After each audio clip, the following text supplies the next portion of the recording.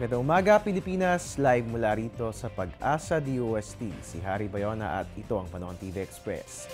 Mga kabayan, ngayon nga pong araw ng Sabado, malakas ang surge ng Northeast Monsoon sa ating bansa. At ito nga'y partikular na mararamdaman dito po yan sa atin sa Luzon at ganun din sa Eastern Visayas. At dahil nga po sa nasabing weather system, mahalagang malaman magiging malamig nga ba ang ating panahon ngayong araw na ito. Halina't tayo'y mag-temperature check. Unahin po natin dito sa atin sa Luzon. Sa Puerto Princesa nga po'y magiging mataas ang ating temperatura with 24 to 31 degrees Celsius. At sa Baguio po, para po sa mga makikipiesta, dyan po yan sa Panagbenga, ang ating temperatura magiging mababa, so magiging malamig po ang ating panahon dyan. Meron tayong 11 to 22 degrees Celsius. Diyan naman po sa Visayas, sa Iloilo at Bacolod at ganoon din sa Metro Cebu, magiging mataas ang ating temperatura dyan. So magiging mainit ang ating panahon dahil meron po tayong 23 to 30 degrees Celsius. At sa Tacloban po mababa ang ating temperatura with 22 to 30 degrees Celsius. Bilang panguli sa Mindanao, partikular sa Metro Davao, magiging mainit po dyan. Meron tayong 23 to 32 degrees Celsius. At sa CDO po, dyan po may pinakamababang temperatura with 21 to 31 degrees Celsius. At asahan po natin ang partly cloudy skies, dyan nga po yan sa nabanggit na lugar.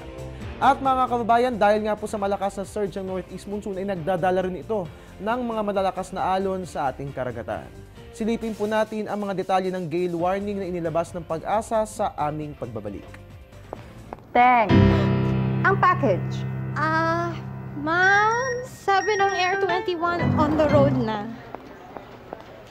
Ano, Teng? Ang package. Ma'am, sabi ng Air 21 na receive na. Okay, very good.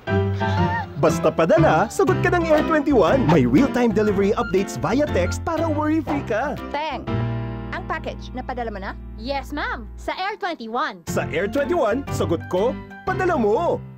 At dahil sa malakas na surge ng Northeast Monsoon ay muling naglabas ng gale warning ang Pag-asa.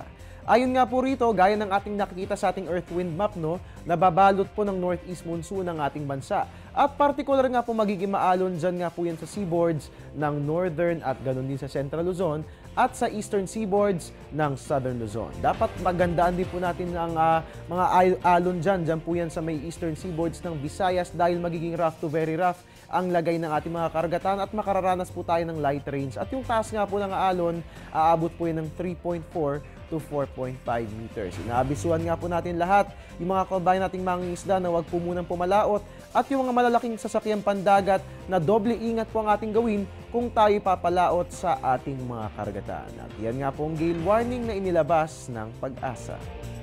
At yan po muna ang latest mula rito sa Pag-asa DOST.